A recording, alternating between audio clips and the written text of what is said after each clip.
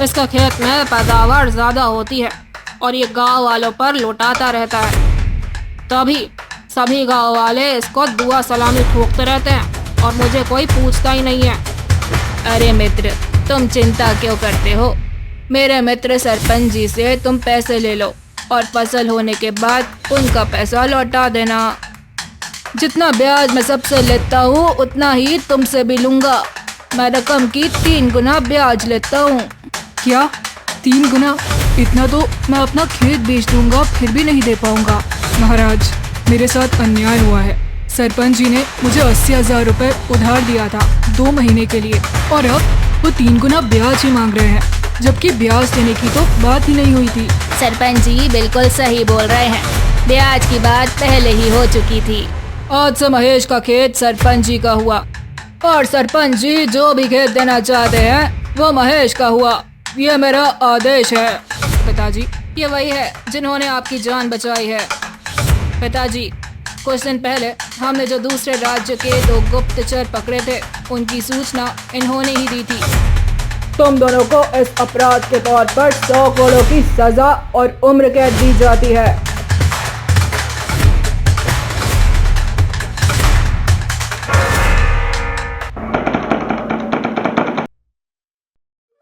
राजेश और महेश 2 मित्र खड़गपुर नामक गांव में रहा करते थे। दोनों में गहरी मित्रता थी, पर दोनों का व्यवहार बिल्कुल ही अलग था। राजेश कंजूस, शरारती और गुस्सैल प्रवृत्ति का था, वहीं महेश शांत स्वभाव, ईमानदार और दूसरों का भला करने वाला आदमी था। महेश भाई, और तुम ये कैसे पागलों वाले काम कर रहे हो? और सुना है कल तुमने अपने खेत की आधी फसल गांव वालों में बांट दी। अगर इसी तरह से चलता रहा तो तुम्हें भिखारी बनने में टाइम नहीं लगेगा। अरे नहीं नहीं मेरे मित्र, क्या तुमने सुना नहीं है? कर भला तो हो भला। जब हम दूसरों की भलाई करेंगे तो भगवान हमारा भी भला ही करेगा। मित्र, ऐसा कुछ भी नहीं होता। ऐसा होता तो अब तक तो पता नहीं कितने लोगों का भला हो चुका होता। लेकिन तुम मेरी बात तो मानोगे नहीं।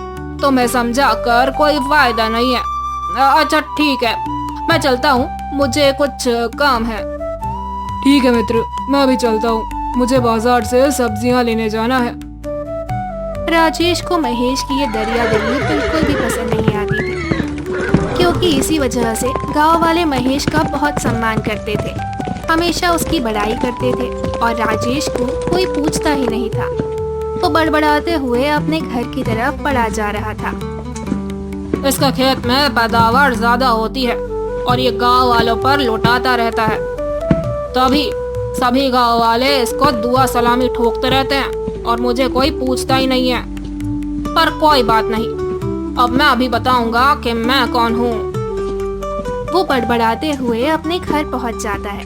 उसकी पत्नी उसे इस तरह से बड़बड़ाते हुए देखती है तो पूछती है, क्या हुआ जी, आप क्या बके जा रहे हैं और आपका चेहरा इतना लाल क्यों है? किसी बात पर गुस्सा है क्या जो आग बबूला हुए जा रहे हैं? ये सब मेरे मित्र महेश की वजह से हो रहा है। समझी नहीं जी, ठीक से बताइए क्या हुआ है? तुम तो जानती हो कि पूरे गांव में सबसे अच्छी फसल पैदा करने वाली जमीन महेश के पास है, परंतु उसे पता नहीं क्या हो गया है। वो अपने भलाई का ढिंढोरा पीटते हुए सभी गांव वालों पर लुटा देता है। कभी न कभी तो उसे समझ में आएगा और वो पछताएगा। परंतु इससे आपको क्या दिक्कत है? उसका खेत है, उसका जो मर्जी आएगा वो करेगा। अनाज चाहे दूसरों को दे दे चाहे खुद रखे, इसमें आपको क्या परेशानी है? महेश की इसी हरकत की वजह से सभी गांव वाले उसे सर पर चढ़ा कर रखे हैं। सभी उसे सलामी देते हैं। काश उसकी जमीन कोई छीन ले या फिर उसकी जमीन ही बंजर हो जाए। बस इतनी सी बात के लिए आप परेशान हो? क्यों ना आप अपने सरपंच मित्र से महेश को पैसे उधार लेने के लिए बोलो। सविता, तेरा दिमाग तो ठीक है या फिर तू पागल हो गई है? महेश की जमीन पहले ही इतनी उपजाऊ है और उसके पास पहले से ही इतना धन है, तो वो किसी से उधार क्यों लेगा? मुझे कुछ नहीं हुआ है जी, मैं सारी योजना आपको बताती हूँ। सविता पूरी योजना राजेश को बताती है। वाह सविता, तेरे दिमाग की तो दाद देनी पड़ेगी। क्या मस्त योजना बताई है। ठीक है जी, अब जाओ और अपने सरपंच मित्र को भी तो महेश के खिलाफ भड़काओ। सविता की बात मानकर राजेश सरपंच रामधन के पास जा पहुंचा। राम राम सरपंच जी। राम राम भाई राजेश, और बताओ कैसे आना हुआ? सब कुछ खैरियत तो है ना? हाँ मैं तो बिल्कुल ठीक हूँ, लेकिन तुम्हारी हालत अब खराब होने वाली है। अरे मेरी हालत खराब होने वाली है? मैं तो बिल्कुल ठीक हूँ। देखो सरपंच जी, गांव में सबसे ज्यादा जमीन तो आपके पास है, लेकिन फसल सबसे ज्यादा मेरे मित्र महेश के खेत में होती है। सोचिए, अगर वो जमीन आपको मिल जाए तो आप तो माला माल हो जाएंगे। क्यों ना आप उस जमीन को अपने नाम से करवा लो। अरे भाई ऐसे थोड़ी ना होता है, कोई किसी का जमीन आसानी से अपने नाम थोड़ी करवा सकता है। इसके लिए बहुत षड्यंत्र रचना पड़ता है, और वो तो तुम्हारा मित्र है ना, तो उसकी जमीन मैं कैसे हड़प लूं? अरे सरपंच जी, वो अपने भलाई का ढंढोरा पीटता रहता है, जो मुझे बिल्कुल भी पसंद नहीं है। मेरे पास एक तरकीब है जिससे आप आसानी से उसकी जमीन अपने नाम करवा सकते हो। अरे भाई, मैं तो कब से उसकी जमीन हड़पने की फिराक में बैठा हूँ, पर मेरे पास कभी कोई मौका ही नहीं मिला। जल्दी बताओ, तुम्हारे पास क्या योजना है? सरपंच जी, आप अपने किसी नौकर को महेश के यहाँ क्यों नहीं भेज देते, जैसे उसने कभी नहीं देखा हो? वो जाकर उससे ढेर सारा पैसा उधार मांग लेगा, और मैं महेश को जानता हूँ, वो कभी भी किसी की मदद करने से पीछे नहीं हटेगा। अगर उसने सारा पैसा नौकर को दे दिया तो मैं उसे आपसे उधार मांगने पर विवश कर दूंगा। अरे तू महेश का मित्र है, फिर भी तुझे नहीं पता महेश के पास बहुत धन है, वो मुझसे क्यों पैसे उधार मांगेगा? आप बस अपने एक नौकर को गरीबों वाले कपड़े पहनाकर उसके घर भेज दो पैसे मांगने को, बाकी सब मैं देख लूंगा। अच्छा, अब मैं चलता हूँ। अगले दिन सुबह राजेश महेश के घर की तरफ निकल जाता है। कुछ ही समय में वो महेश के घर पहुंच जाता है। थोड़ी ही देर में एक बूढ़ा नौकर महेश के पास आता है। मालिक, मेरी मदद करो, मैं एक असहाय व्यक्ति हूँ, मुझे मदद की जरूरत है। क्या हुआ चाचा जी, आपको क्या परेशानी है? बेटा, मैं क्या बताऊँ, 2 दिन के बाद मेरी बेटी की शादी है और लड़के वाले दहेज मांग रहे हैं। अगर मैं दहेज नहीं दिया तो वे बारात नहीं लाएंगे। चाचा जी, आप महाराज के पास अपनी अर्जी लेकर क्यों नहीं जाते? महाराज तो शादियों के लिए पैसे देते हैं। बेटा, मैं गया था, महाराज ने मुझ जैसे निर्धन और असहाय व्यक्ति की मदद करने से इनकार कर दिया। अब तो बस तुम्हारे जैसे भले आदमी का ही भरोसा है। अच्छा बताइए, आपको कितने पैसे चाहिए? बेटा, अगर तुम मुझे 80,000 दे दोगे तो इतने में ही मैं काम चला लूंगा। 80,000? इतनी बड़ी रकम तो मेरे पास नहीं है, और मेरी फसल भी अभी तैयार नहीं हुई है। मैं इतनी बड़ी रकम इकट्ठा नहीं कर पाऊंगा। अरे मित्र, तुम चिंता क्यों करते हो? मेरे मित्र सरपंच जी से तुम पैसे ले लो और फसल होने के बाद उनका पैसा लौटा देना। लेकिन राजेश, इतनी बड़ी रकम मेरे लिए लौटा पाना मुश्किल होगा। कोई बात नहीं, तो धीरे धीरे करके किश्तों में लौटा देना। हाँ, ये सही है और ठीक भी रहेगा। चाचा जी, आप यहीं पर रुको, मैं अभी पैसे लेकर आता हूँ। महेश सोच विचार करते हुए सरपंच के घर की तरफ निकल जाता है। जब वो सरपंच के घर पहुंचा तो उसे देखकर सरपंच बहुत खुश हुआ। अरे महेश भाई, और बताओ कैसे हो, और आज मेरे घर पर कैसे आना हुआ? सरपंच जी, मुझे कुछ पैसे उधार चाहिए, और यही कोई 80,000 रुपए। क्या 80,000 रुपए? और इतनी बड़ी रकम मैं तुम्हें दे तो दूंगा, पर सिर्फ 2 महीने में तुम्हें मेरी रकम लौटानी होगी। सरपंच जी, भरोसा रखिए, मैं आपकी पूरी रकम फसल होने के बाद लौटा दूंगा। सरपंच जी ने 80,000 रुपए का बैग महेश को पकड़ा दिया। महेश पैसे लेकर सीधा अपने घर गया और बूढ़े नौकर को दे दिया। नौकर 80,000 रुपए का बैग लिया और वापस आकर सरपंच को दे देता है। ये लीजिए सरपंच जी, आपकी रकम जो घूम फिर कर वापस आपके ही पास आ गई। ये तो बहुत ही अच्छी बात है। राजेश ने बहुत अच्छी योजना बताई थी। मेरी रकम भी मेरे पास आ गई और महेश मेरा कर्जदार भी हो गया। धीरे धीरे करके 2 महीने बीत जाते हैं। महेश ने अपनी फसल काटी और उसे ले जाकर बाजार में बेच दिया। पैसे पाकर वो सीधा सरपंच के घर पर आया। ये लीजिए सरपंच जी, आपके 80,000 रुपए पूरे हैं, देख लीजिए। भाई ये तुम कैसे बातें कर रहे हो? 80,000 रुपए के साथ इसका ब्याज भी तो देना पड़ेगा। सरपंच जी, पर मेरे आपके बीच में तो ब्याज की बात ही नहीं हुई थी।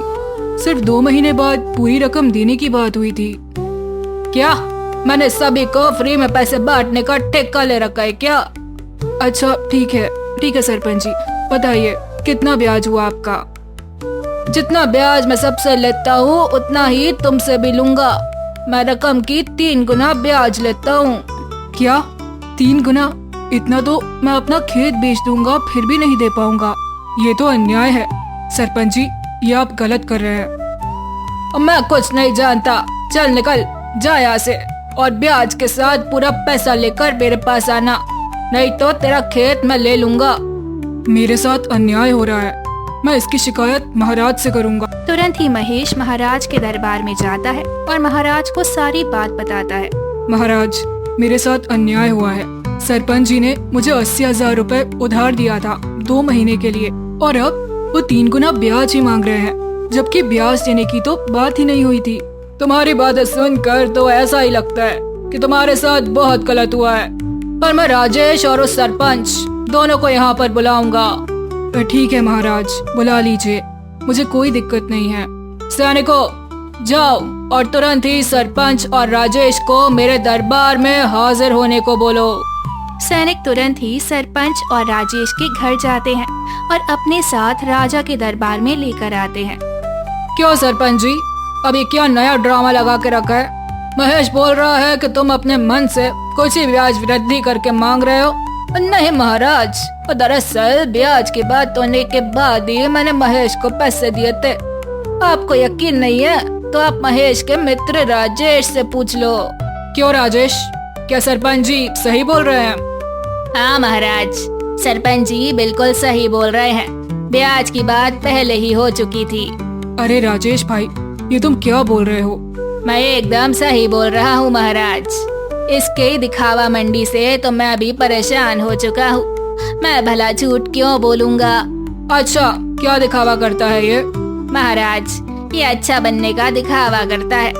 इसके खेत में जो भी फसल होती है, आधा फसल ये गांव वालों में बांट देता है, ताकि सभी लोग आपको नहीं इसे राजा समझे। नहीं महाराज, ऐसा बिल्कुल भी नहीं है। मैंने तो कभी नहीं कहा कि कोई मुझे राजा कहे। मैं तो बस भलाई के लिए सबको बांट रहा था। महेश, क्या ये सच है कि तुम अपनी फसल का आधा हिस्सा गांव वालों में बांट देते हो? हाँ महाराज, ये बात सच है कि मैं अपनी फसल का आधा हिस्सा गांव वालों में बांट देता हूँ, परंतु मैंने कभी ये नहीं कहा कि मैं राजा हूँ। मैं इस समस्या में तुम्हारी अब कोई मदद नहीं कर सकता। अगर वही फसल आज तुमने बचा कर रखा होता तो सरपंच के पैसे ब्याज सहित लौटा पाते। अब तुमको अपना खेत देकर सरपंच का कर्ज चुकाना पड़ेगा। महाराज, महेश मेरे गांव का आदमी है, इसलिए मैं इसे अपने खेत का थोड़ा सा हिस्सा दे दूंगा ताकि ये खेती बाड़ी कर सके। हाँ ठीक है, तुम अपनी इच्छा से जो चाहे दे सकते हो। कहीं तुम उस जमीन की बात तो नहीं कर रहे हो जो बंजर है? हाँ, वही जमीन। आखिर जमीन तो जमीन होती है। आज से महेश का खेत सरपंच जी का हुआ और सरपंच जी जो भी खेत देना चाहते हैं वो महेश का हुआ। ये मेरा आदेश है। महेश निराश मन से वहाँ से लौट आया। जब वो घर पहुँचा तो उसकी पत्नी ने कहा, मैंने तो आपको पहले ही बोला था कि जितने भी बड़े लोग हैं सब एक जैसे ही होते हैं, कोई किसी का भला नहीं चाहता। आखिर आपकी इतनी भलाई करने का क्या फायदा हुआ? मुझे अभी भी विश्वास है कि जो दूसरों का भला करते हैं उनके साथ कभी भी बुरा नहीं हो सकता। सरपंच ने तो हमारा पूरा खेत ले लिया है, अब हम क्या करेंगे? मुझे इसकी कोई चिंता नहीं है। वो सरपंच तो था ही लालची। मुझे चिंता तो बस इस बात की है कि जिसे मैं अपना सच्चा दोस्त समझ रहा था वही मेरा सबसे बड़ा दुश्मन था। अगले दिन जब महेश अपनी उस बंजर वाली जमीन में खेती करने के लिए जा रहा था, वो रास्ते में झाड़ियों के पीछे दो सैनिक को देख लेता है। वो दोनों बातें कर रहे थे। अरे जरा ध्यान से चुपे रहो, अगर किसी ने देख लिया तो गड़बड़ हो जाएगी। आज रात ही हम लोगों को किसी न किसी तरह से महाराज को मौत के घाट उतारना है। तुम चिंता क्यों कर रहे हो? आखिर महाराज का सेनापति भी तो हमसे मिला हुआ है, हमें क्या होगा? महेश उन दोनों की बातों को पेड़ के पीछे से सुन रहा था। अरे लगता है ये लोग दुश्मन राज्य के गुप्तचर हैं। मुझे ये बात तुरंत जाकर महाराज को बतानी चाहिए। वो भागते हुए महाराज के दरबार की तरफ निकल जाता है। वो महल के गेट पर पहुंचा ही था कि राजकुमार वहीं पर उसे मिल जाता है। अरे भाई, तुम इतनी चिंता में इतनी तेज भागते हुए कहाँ जा रहे हो? राजकुमार जी, आज मैं अपने खेत में जुताई करने के लिए जा रहा था, तभी मैं रास्ते में झाड़ियों के पीछे छिपे सैनिकों की आवाज सुनी। वे लोग महाराज को आज रात मारने वाले हैं। कृपया करके उनको पकड़ ले, अभी भी वे झाड़ी के पीछे ही हैं। क्या? तुम ये बात जाकर जल्दी से महाराज को बताओ, वो तुम्हें इसके लिए इनाम देंगे। नहीं राजकुमार जी, मुझे कोई इनाम नहीं चाहिए। मैं तो बस सबका भला चाहता हूँ। अगर मैं इनाम ले लिया तो ये कोई भला नहीं बल्कि एक सौदा होगा। इतना कहकर महेश वहाँ से चला जाता है और अपने खेत में जाकर खूब मेहनत करता है और उस जमीन को फिर से उपजाऊ बना देता है। अब वो जमीन इतनी उपजाऊ हो गई थी कि पिछली जमीन की अपेक्षा 2 गुना अनाज पैदा कर रही थी। अरे सरपंच जी, ये तो उल्टा हो गया। महेश की जमीन तो 2 गुनी उपजाऊ हो गई है। मुझे लगता है कि अब आपको वो जमीन वापस ले लेनी चाहिए। राजेश और सरपंच महाराज के दरबार में पहुंचते हैं। महाराज की जय हो। महाराज, मैंने जो जमीन अपनी इच्छा से महेश को दिया था उसे मैं अपनी इच्छा से वापस लेना चाहता हूँ। ठीक है, इसमें कोई गलत नहीं है। तुमने अपनी इच्छा से जमीन दिया था, अपनी इच्छा से जमीन वापस ले सकते हो। वो जमीन तुम्हारी ही है। सैनिकों, महेश को दरबार में बुलाओ। महाराज, अब मैंने क्या गलती कर दी? आपने जो मुझे दरबार में बुलाया है। महेश, तुम वो जमीन जो तुम्हें सरपंच जी ने अपनी इच्छा अनुसार दिया था, इनको वापस कर दो। ये जमीन उनकी ही है। नहीं महाराज, आप ये किस तरह का न्याय कर रहे हैं? अगर हमारा राजा ही अन्यायी होगा तो राज्य कैसे चलेगा? इतने में ही राजकुमार वहाँ पर आ जाते हैं। अरे आप यहाँ पर क्या कर रहे हैं पिताजी? ये वही है जिन्होंने आपकी जान बचाई है। क्या तुम ये क्या बोल रहे हो? साफ साफ बताओ। पिताजी, कुछ दिन पहले हमने जो दूसरे राज्य के 2 गुप्तचर पकड़े थे उनकी सूचना इन्होंने ही दी थी। मैंने तो इसे बोला ही था कि महाराज को जाकर बताओ, वो तुमको इनाम देंगे, लेकिन इन्होंने आपके पास आने से मना कर दिया। अच्छा महेश, उस दिन तुम मेरे पास क्यों नहीं आए? तुम मेरे पास आते तो मैं तुम्हें धन दौलत देता और इनाम भी देता। महाराज, मेरे पिताजी कहते थे कि कर भला तो हो भला। मैं सबकी भलाई चाहता हूँ, और अगर मैं आपसे धन दौलत ले लेता तो मेरी भलाई भलाई नहीं रह जाती, बल्कि वो एक सौदा बन जाती। इसीलिए मैं आपके पास नहीं आया था। महेश के मुख से ऐसी बातें सुनकर महाराज को अपने किए पर पछतावा होता है और वो बोलते हैं, सरपंच और राजेश, इतना ईमानदार आदमी मैंने जीवन में नहीं देखा है। सच सच बताओ कि तुम दोनों ने मिलकर महेश के साथ कोई चाल चली है ना? अगर तुमने अपना अपराध कबूल कर लिया तो तुम्हें कम सजा दूंगा। अगर मैं गुप्तचर के माध्यम से पता किया तो तुम दोनों को सीधा फांसी होगी। सरपंच और राजेश बहुत ही डर गए और उन्होंने सब कुछ सच सच बताना ही सही समझा। हाँ महाराज, मुझे माफ कर दीजिए, हम दोनों से गलती हो गई। हम लोगों ने ऐसे भले आदमी को बहुत सताया है। हमने ही जानबूझकर कर्ज का 3 गुना ब्याज बढ़ाया था। सबकी ब्याज की बात ही नहीं हुई थी, हमें माफ कर दीजिए। तुम दोनों को इस अपराध के तौर पर 100 करोड़ की सजा और उम्र कैद दी जाती है। नहीं महाराज, उन दोनों को छोड़ दीजिए। भले ही बुरे हैं तो क्या हो गया, राजेश मेरा गहरा मित्र है, उसे मैं कोड़े खाते हुए नहीं देख सकता। मेरी आपसे विनती है, उसे छोड़ दीजिए। महेश, मुझे पता चल गया कि तुम ईमानदार हो, लेकिन इतने ईमानदार हो मुझे पता नहीं था। पर इन्होंने अपराध किया है तो सजा मिलनी ही चाहिए। तुम्हारे कहने पर मैं इन लोगों को 100 करोड़ की बजाय 50 करोड़ की सजा देता हूँ और उम्र कैद की बजाय 5 साल की कैद की सजा देता हूँ। ये मेरा आदेश है।